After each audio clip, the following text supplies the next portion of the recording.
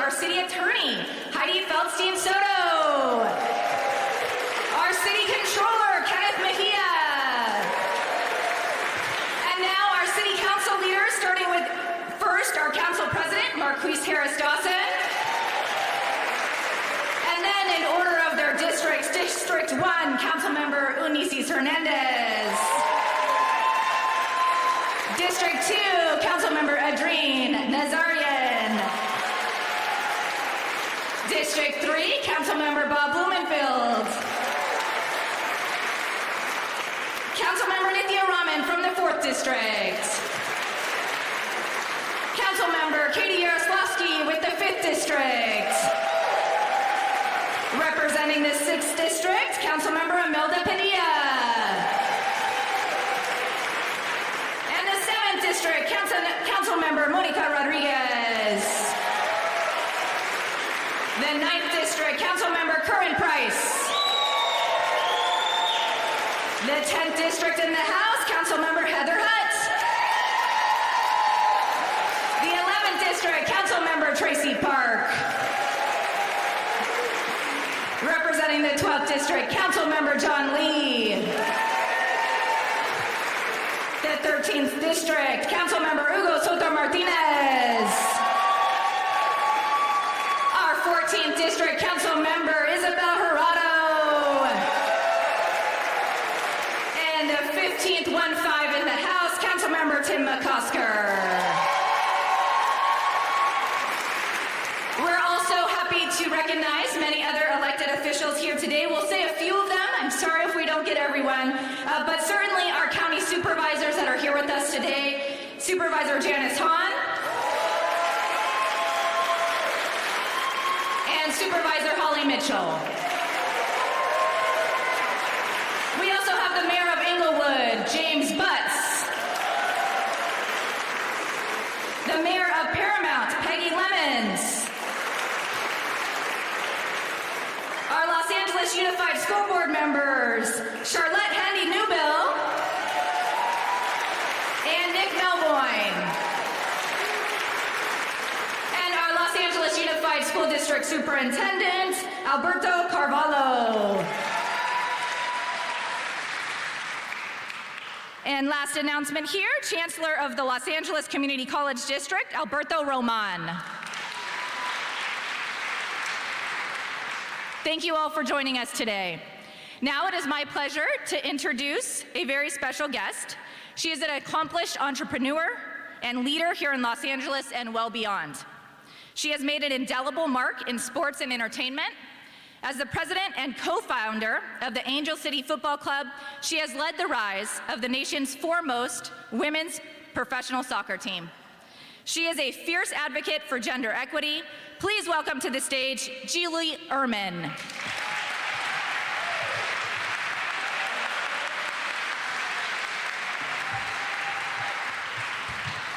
Thank you and good afternoon. How incredible were the bands, right?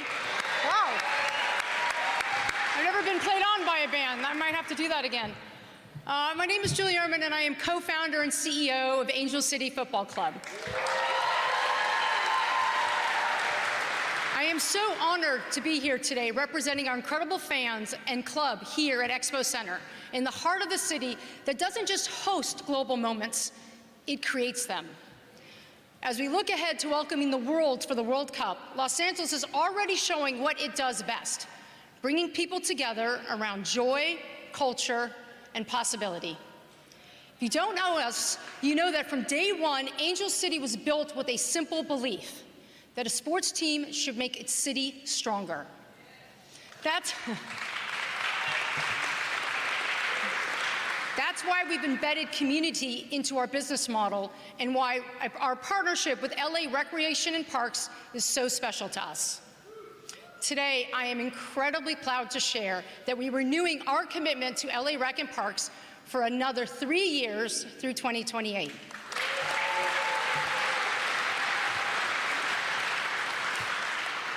This partnership will invest $3 million to impact over 45,000 girls and gender-expansive youth.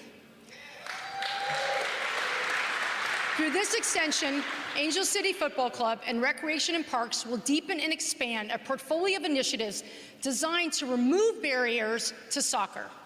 From recreational leagues and neighborhood parks, to Leadership Academy for our teens, to competitive club play, to clinics, camps, and a growing network of coaches who reflect the diversity and brilliance of this city. We believe Los Angeles is the best sports city in the world, not just because of the championships we celebrate, but because of the communities we build, the kids we invest in, and the values we put on display when the world is watching. Extending our partnership with Rec and Parks is a commitment to being part of that story, season after season, neighborhood after neighborhood, as this city steps onto the global stage. My team is here, so if any of you would love to meet the Angel City folks behind this, Chris Fajardo is leading it. Chris, raise your hand. He's incredible. Now, it is my honor to introduce you to a leader who embodies that same commitment to equity, opportunity, and prosperity. Mayor Bass, thank you for your leadership and your vision for the city. We are proud to stand with you today, and it is my great pleasure to invite you to the stage to deliver the State of the City address. Please join me in welcoming Mayor of Los Angeles, Mayor Karen Bass.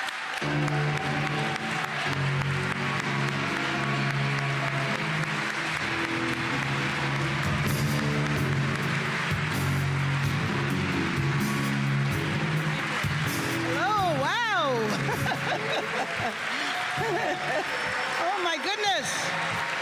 Thank you. Thank you.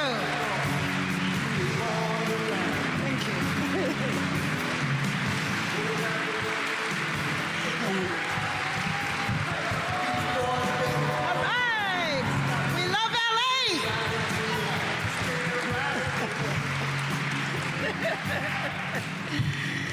Hello, everyone. Good afternoon. It is amazing to see everyone here today, and thank you so much for taking the time out to come. And how about our schools? UCLA Bruins in the house. USC. Thank you all so much for coming today and showing the Battle of the Bands. But at the end of the Battle of the Bands, what was it about? It was about we love LA, right? Because we're together. And let me just thank all of you, especially all of the community leaders that are here today, the community members, the elected officials, all of everybody that took the time out to be here today. Our police chief, our fire chief, everybody's here to celebrate our city and to count down for the amazing events that are going to come to us in less than 122 days. And I know Mayor Butts is somewhere in this crowd. Where is he? Where is Mayor Butts? I know he's here. If he's not, he's coming here. Because in a few short days, there's going to be the All-Star basketball game. And then when the World Cup actually comes, it is in Inglewood, and I call him the mayor that transformed a city. So what a great place to gather here today. The day after the Grammys, where artists from every background came together right here in LA, and the world watched once again. And that feels familiar for this city that we love. Just think, we are a city that was built by Native communities and Mexican pobladoras, by Asian and Black families seeking freedom, by immigrants from every corner of the world who arrived with little more than faith, but left an indelible mark. Now, this story's personal to me because my father was one of them. My father came to Los Angeles during the great African-American migration from the Jim Crow South in the 1940s. My father, along with others, came carrying more hope than guarantees, more faith than resources, and a belief that this city could hold a future for him. And he wasn't alone. Los Angeles was built by people who believed in something bigger than themselves, and they made a brave decision to build a life and a future together.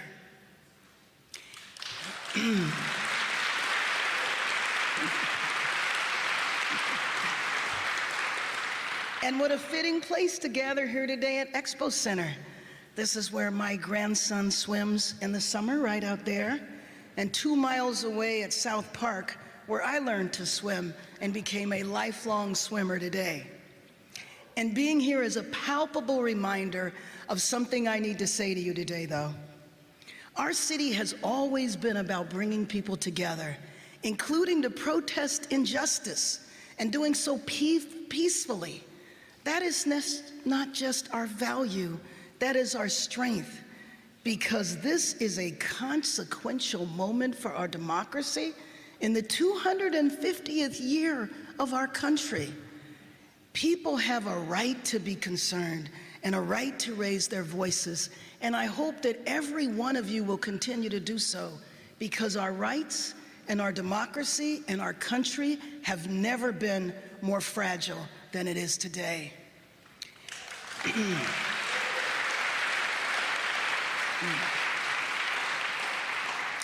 Angelenos, I know we will get through this moment the way we always do, by standing together, staying peaceful, staying engaged, and even in this difficult chapter in our history, great events, moments of unity are possible, and they are coming, and they're coming soon. So starting in June, in just 122 days, our city will host the Women's U.S. Open at the Riviera Country Club, and in the Palisades, we will host that.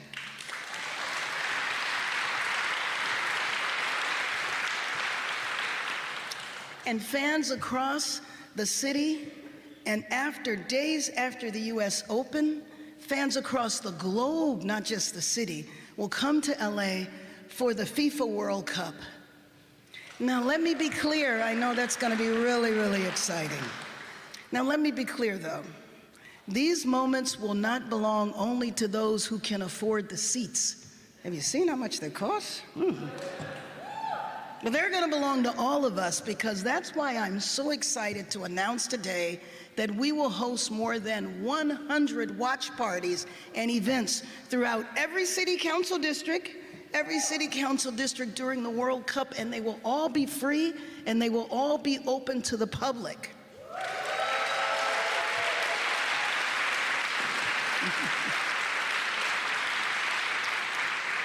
Because I want Los Angeles to know, when we say games for all, we mean for all of you.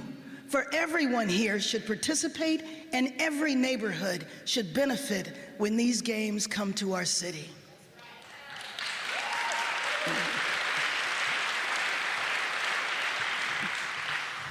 So I was born and raised here, and I'm a proud graduate of Hamilton High School, and oh, some Yankees in the room. And I also attended several of the great colleges of this city. Figure out what that means. I grew up in neighborhoods where you learned early that LA is complicated, it's diverse, it's imperfect, and it's always in motion. But long before I ever thought about holding public office, I worked in hospitals, and I cared for Angelenos at their most vulnerable moments. I saw firsthand how systems can fail families when they need the help the most. I saw up close both extraordinary opportunity and painful inequality. And I learned that the measure of a city and of a person is who you lift up along the way, that everyone deserves dignity and no one should be invisible.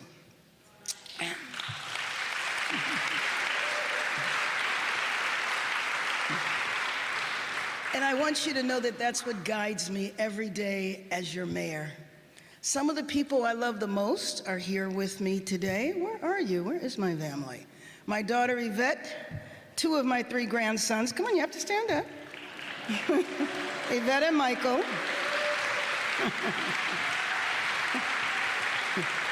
My son-in-law, Michael, and the newest addition to our family, Oliver. I think I will say that he's the first child born at the Getty House. Well, he was actually born in a hospital, but you know what I mean. They are the reason that the future of Los Angeles is deeply personal to me. Every day I fight for a better future for them and for each of you. From our labs and classrooms, from our small businesses and neighborhood storefronts, from family kitchens and to community tables where we argue a lot, huh? We gather, we listen, and we laugh, and we understand one another. We are all of us neighbors in this city. And I don't know about you, but do you remember how it felt that Monday after the Dodgers won back-to-back World Series? All right. Nobody cared that day where you were born, how you prayed, or how you voted. We were all one city, and we were all proud to be on the same team. That's the feeling I want every person in this city to know. The feeling that says you belong here. This city is yours. And we all need to remember that what unites us is far stronger than anything or anyone that tries to tear us apart.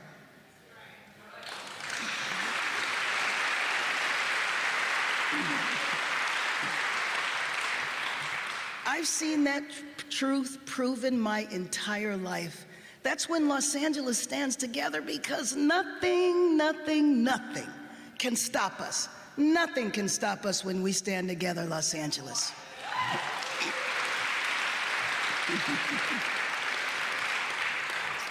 But now, before I talk about the incredible events coming to us in 122 days, I want to speak plainly from one Angelino to another about our shared resilience, our spirit, our faith in one another, and how we must move forward together. Last January, as flames tore through the Palisades, neighbors ran toward danger to escape others. We saw courage in its purest form. We saw firefighters who worked around the clock, even when some of them knew they might lose their own homes.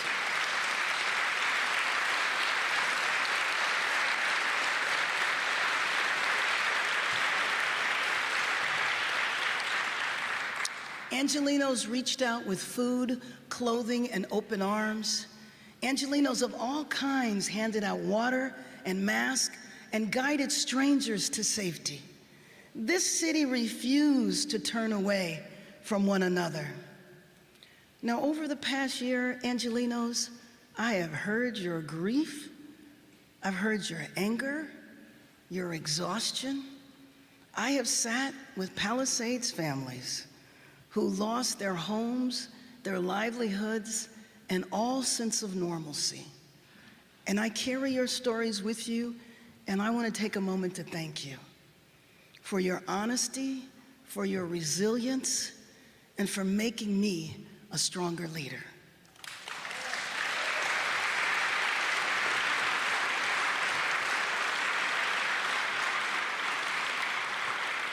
I also know that many of you ask, when will life ever feel normal again? I want you to know that every day without a home is a day too long. Every argument with your insurance company is another hour that you won't get back. That's why we're moving with urgency. We've expedited the entire rebuilding process without compromising safety, and we've overhauled the building permitting system. We've brought in new leadership to overhaul fire preparedness and emergency response. And yes, we're fighting the next battle, holding financial institutions and the insurance industry from abandoning Los Angeles, because recovery should never feel harder than the disaster itself.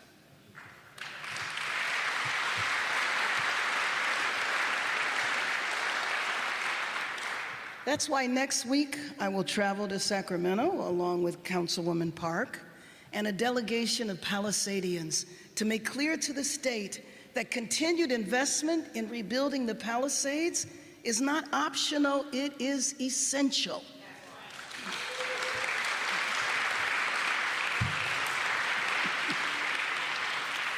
We're not just rebuilding, we are rebuilding smarter, faster, and safer. And today, more than 400 homes are under construction, and hundreds more have been approved and are ready to rebuild.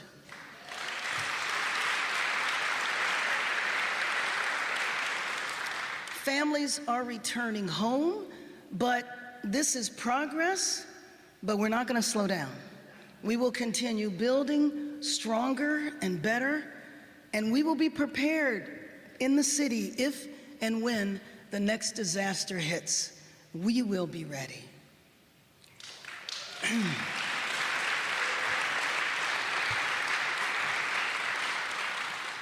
But you know, just as LA was finding its footing again, we were tested once more. This time not by Mother Nature, but by our own federal government. I will never forget Friday, June 6, 2025.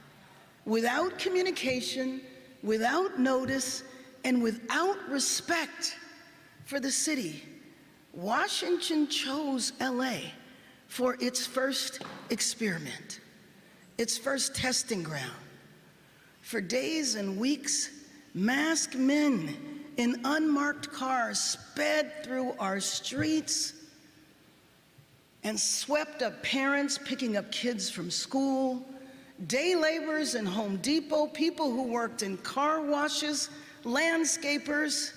People disappeared from our streets as if we lived in a police state, not the United States. They even detained David Huerta, one of the most respected labor leaders in this country, was treated like a criminal. And then days later, the Trump administration escalated again, sending thousands of National Guard members into our city, who ultimately, a handful of them, just protected 2 federal buildings, while the rest of them played video games somewhere outside of Los Angeles. Such an incredible misuse of our young men and women in the military. This wasn't security, it was theater. That's what it was. So let's also not forget that infamous moment when former Border Patrol Commander at Large, Greg Bovino, oh, where is he today? Greg Bovino sent troops, some even on horseback, into MacArthur Park. They claimed authority over a park where many children, young children, were playing. And in that moment, I had no option but to confront him.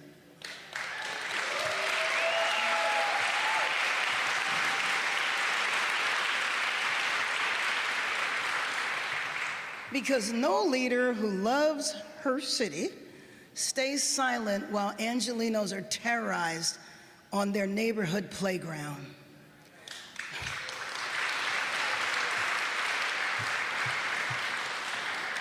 Those of us who live here know the truth.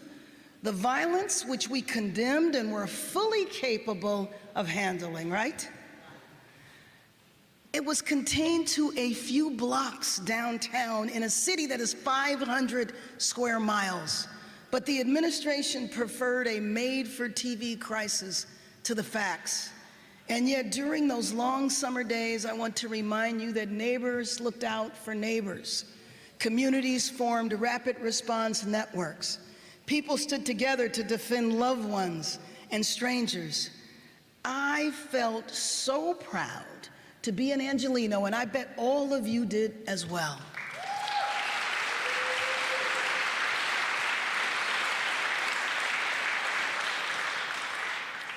While the National Guard has since left, the brutality of the raids has not. Raids continue every day in Los Angeles, and with them have come the devastating losses of life. Here in Los Angeles, Keith Porter, a 43-year-old father of 2, was shot to death by an off-duty ICE officer. In Minneapolis, Renee Nicole Good, a 37-year-old poet, mother, and wife, was also shot to death during federal enforcement operations. Days later, Alex Preddy, a 37-year-old intensive care nurse for the Department of Veteran Affairs, was also shot to death. So staying silent or minimizing what has happened is not an option. This administration doesn't care about safety, they don't care about order, and they most certainly don't care about the law. This senseless death, lawlessness, and violence must end, and so must the presence of ICE in Los Angeles.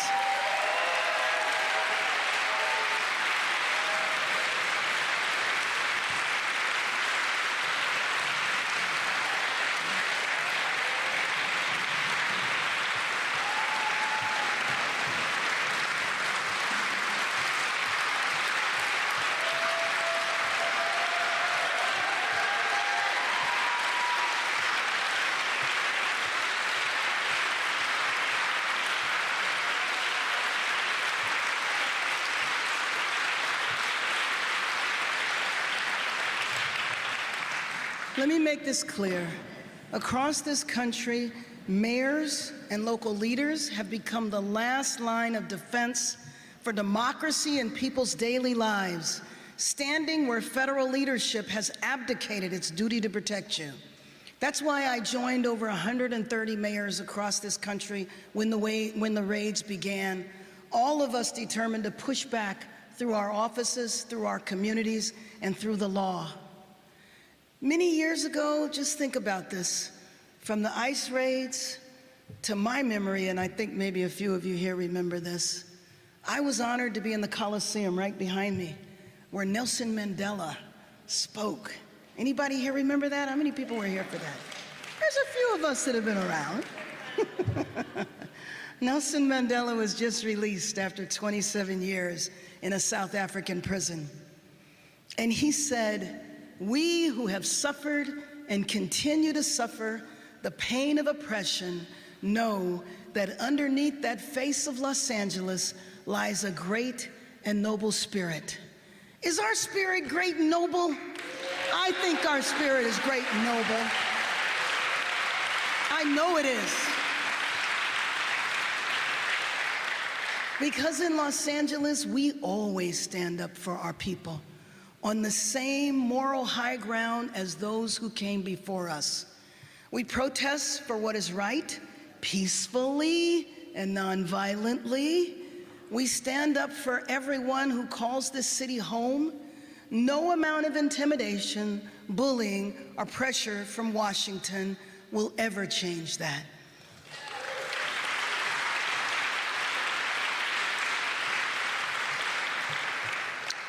But standing up for our people is not just about words, it's about action.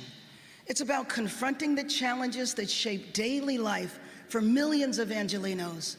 And a few of those crises: affordability, housing, homelessness, good-paying jobs, and public safety. That is the responsibility we will meet together.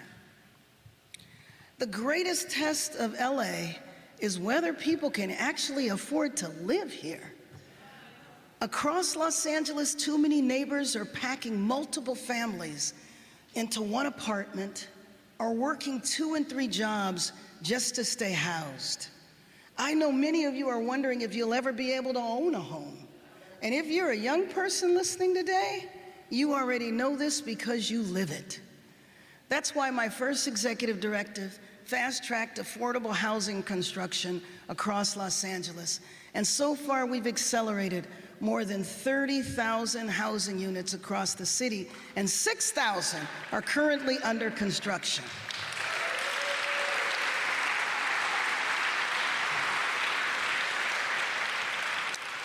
And let me thank the members of the City Council, because the City Council made the executive directive permanent law, and this ensures that we can keep building fast so that current and future Angelenos can afford to live in the neighborhoods where they were raised.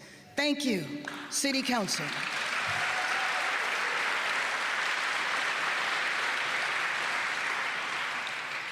Because a city that prices out its next generation is a city that stops believing in its own future.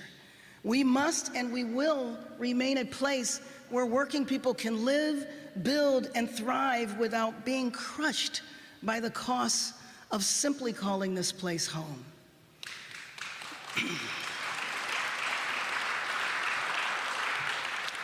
That's why we've expanded tenant rights and capped rent increases.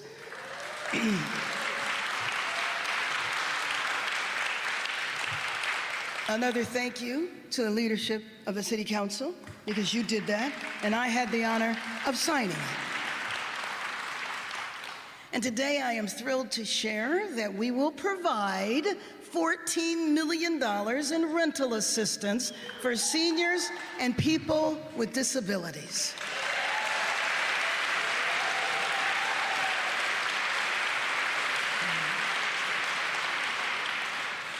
I will do everything in my power to make living and thriving in Los Angeles an achievable dream for anyone and everyone in this city. And that's especially important from the young people that stand behind me, who are going to college and doing everything you're supposed to do.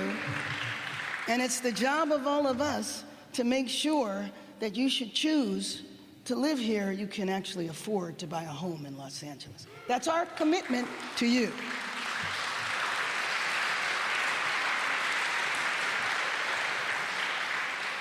Now, you know, the most extreme example of affordability is homelessness itself. With over 40,000 unhoused Angelenos and almost half of them sleeping on our streets every night. This is the consequence of decades of rigid thinking that never built a system capable of meeting the scale of the need. But since I became mayor, we began moving with urgency. We broke down silos. We challenged policies that kept people trapped on our streets. And we began building a system with one clear goal, and that's ending homelessness, especially street homelessness.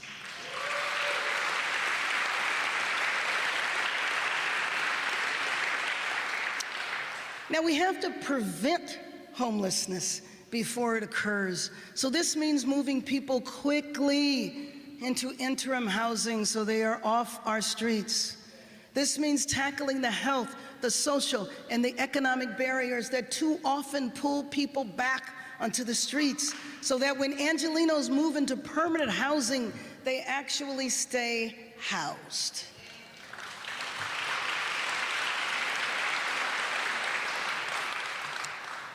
Working with City Council through Inside Safe, we have resolved nearly 120 encampments and moved thousands of Angelenos into permanent housing.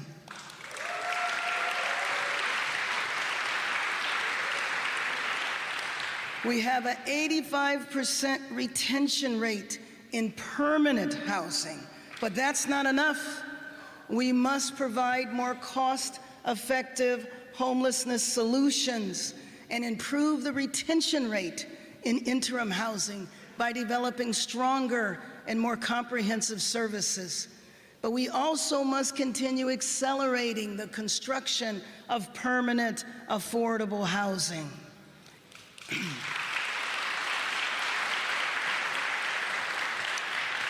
And one group we can never forget, and that is our veterans. We must house all veterans in Los Angeles. Too many of our veterans, men and women, who wore the uniform, our country's uniform, and put their lives on the line, they've been forced to sleep on our streets, and that has to end, and that has to end now.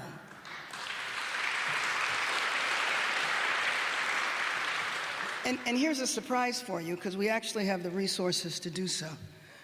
For years, veterans were forced, because of a federal policy, to make an impossible choice: keep their health benefits or accept a housing voucher. As I mentioned in last year's State of the City address, I mobilized 50 mayors from across the country. Together, we took our fight to Washington, D.C., to the House, to the Senate, and to the White House. And after a year of sustained pressure, we won.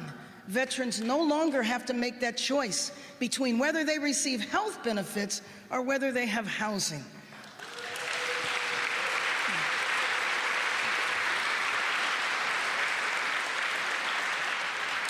So since last year, we've issued 600 housing vouchers for our veterans, and they are housed now.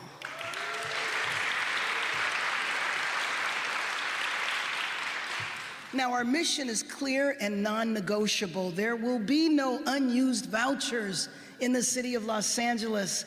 Our campaign to end veteran homelessness was interrupted by last year's wildfires. But tomorrow, we are relaunching House Our Vets with renewed urgency and a renewed sense of purpose.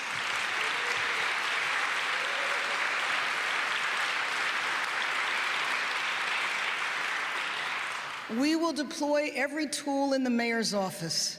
We will work hand in hand with veterans organizations like US Vets, and we will call on individual landlords across our city to step up, accept a voucher, house a veteran, and make a patriotic contribution to our city and to our country, because no one who served this nation should ever be left behind.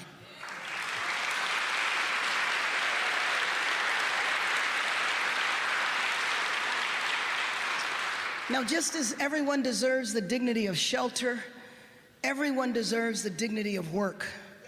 The city has always been an engine of opportunity. And under my administration, we are making sure that that engine delivers for working people, and not just the well-connected and the lucky few. And in Los Angeles, I can now say we are reinvigorating our capacity to do this. Look no further than the revitalization of downtown LA. We're working on it, Nella. And George. Businesses are relocating and expanding their headquarters here. And last year, the City Council, the labor movement, business and community leaders came together to pass much-needed legislation to expand the LA Convention Center.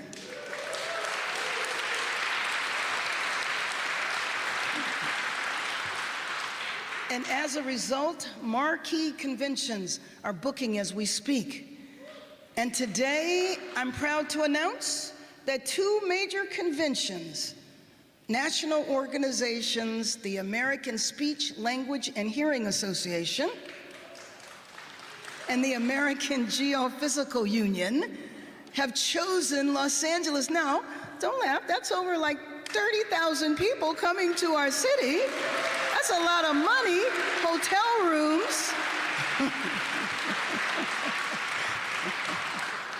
And I know that many national organizations will soon be in line to book their conventions here, because I'm tired of those conventions going to other cities. They need to be right here in Los Angeles.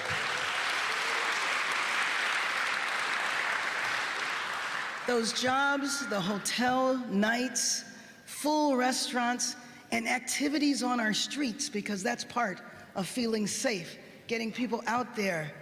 Miss Yvonne Wheeler, the head of our labor movement,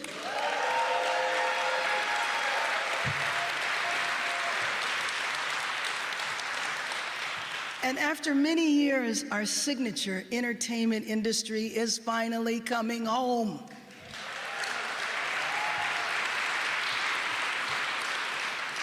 Working hand in hand with the industry, I signed an executive directive to make filming easier, faster, and more affordable in Los Angeles. We dedicated city staff to guide productions through the permitting process and keep cameras rolling. Councilman Nazarian, one of your key issues.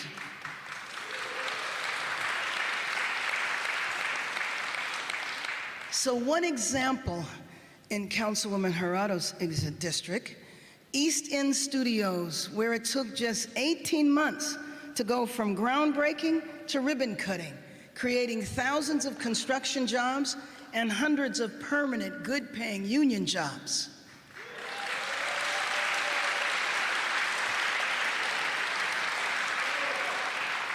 Together, these investments send a clear message. Los Angeles is open for production, and we are building our future together right here.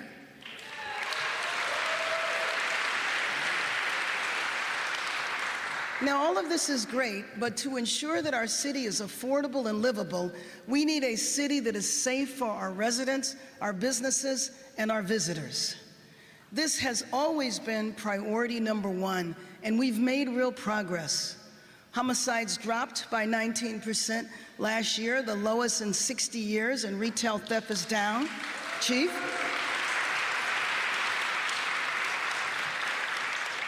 But public safety is not just about crime going down.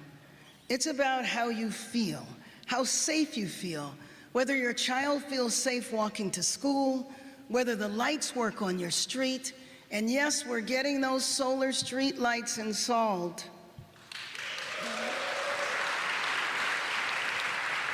Whether you know your home will be untouched when you return from a long day's work.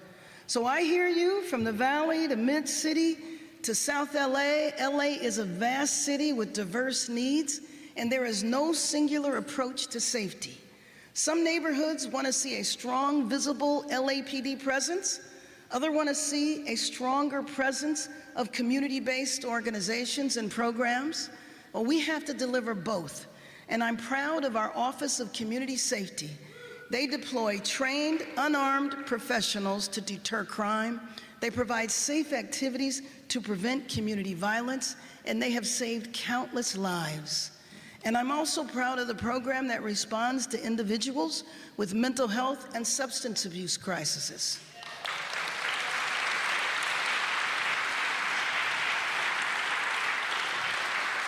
Together, we're investing in community-based safety where it works best, and making sure that LAPD has the staffing to respond quickly, show up when communities ask for help, and do the work that Angelenos count on every day.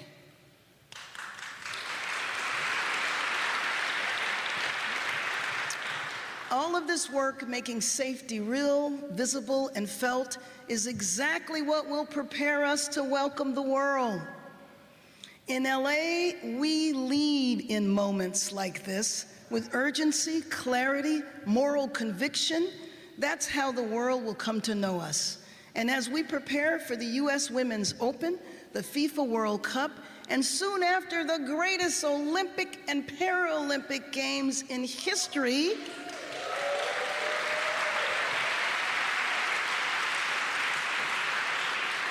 we will continue to focus on the fundamentals, the things that shape how a city feels to the people who live here and the millions who will visit.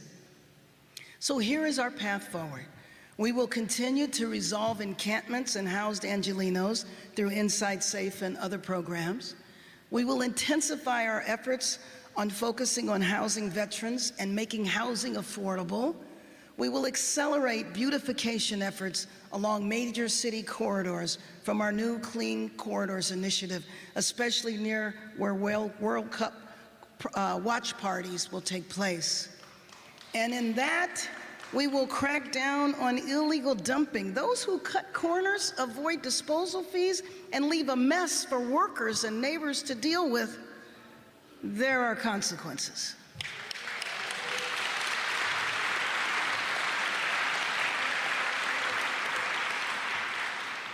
And we will continue installing solar lights in neighborhoods across the city.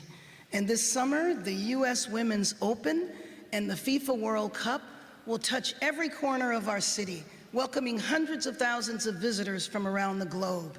And when the U.S. Women's Open arrives, we will launch Golf for Girls, clinics, golf clinics at all of our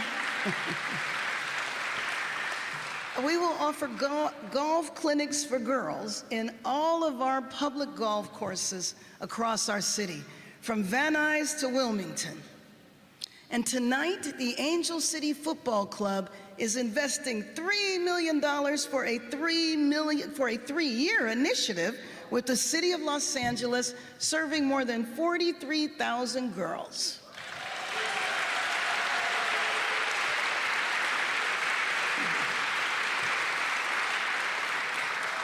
Every child deserves the chance to step onto the field, find her confidence, and claim her place.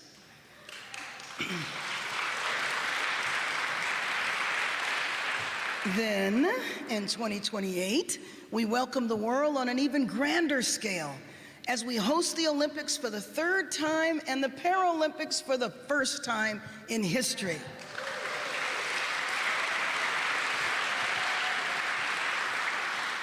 That is an extraordinary opportunity, and it is a serious responsibility. When the world looks at LA, they won't just see venues, they will see our values, the diversity of our people, and all that our neighborhoods offer, including our restaurants and food trucks, our stores, and our cultural richness. And we will be ready because of the people who show up day after day and take care of this city. Two people who embody that spirit are here with us today. Carlos Cabrera from South Central Cleanup and Juan Nuala from Clean LA with me. Please stand up. Come on, stand up. Stand up.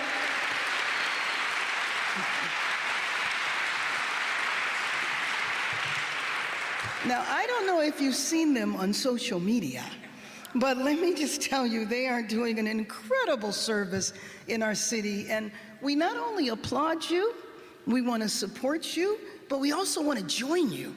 So, you know, we've been doing Shine LA every month since last April.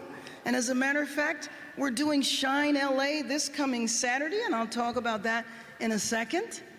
But we want to join you and ask you two to take the lead, and we'll all join what you're doing, because to me, you exemplify civic involvement, and we would love to see thousands of Carloses and Juans who will take responsibility in the city and help us beautify this city.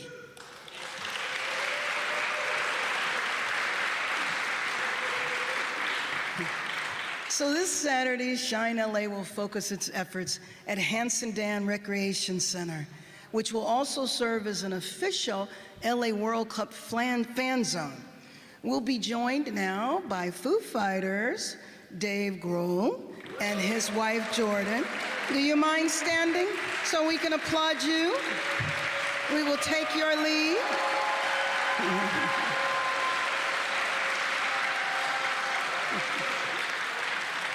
So I have joined you before at Shine LA at Hope for the Mission, and you're out there all the time, never seeking attention. He didn't want me to introduce him, but I couldn't resist it. Because we want to applaud you and we want others to follow what you are doing. So Los Angeles, let's get our city ready. Let's strengthen not just our neighborhoods, let's make them shine for the world. And starting this Saturday now, I want to know how many people here are going to join us this Saturday in Hanson Dam? How many people are going to join us? Are you guys going to join us? Oh, no. They're going to be studying. You guys got finals? Oh, okay. I see a few heads nodding over here. My friends, this year will ask a lot of us, but it will also bring moments of extraordinary promise. Moments when the eyes of the world turn here once again.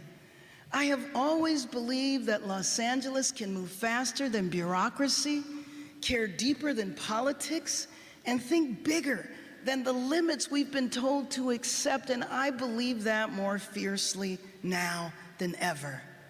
In LA, I know we will be ready to welcome the world for global sporting events, historic celebrations, and defining moments that will unfold on our streets, in our neighborhoods, and across the city, and we will be ready. I know that we will.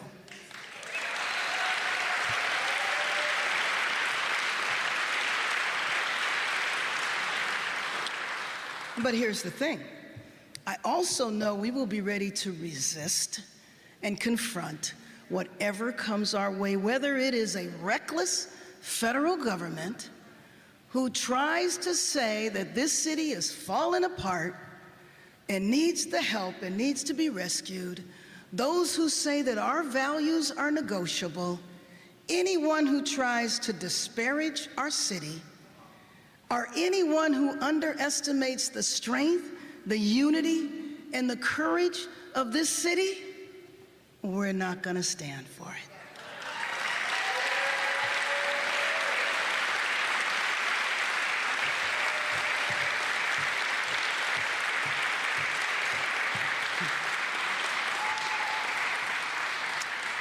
This city has always been one of a kind. One school district, Superintendent Cavallo, in which 125 languages are spoken. What might be considered chaos elsewhere becomes harmony here. A place built from Alvera Street to downtown skyscrapers by people who came from everywhere and decided to build something together. A place that has always welcomed the world. I have never believed in us more. So Los Angeles, Angelinos, let's get to work. Let's keep building. Let's keep lifting people up as the world comes here once again. Let's show the nation and the world. Let's show the nation and the world. We are the greatest city on earth. Thank you, thank you, thank you, Los Angeles.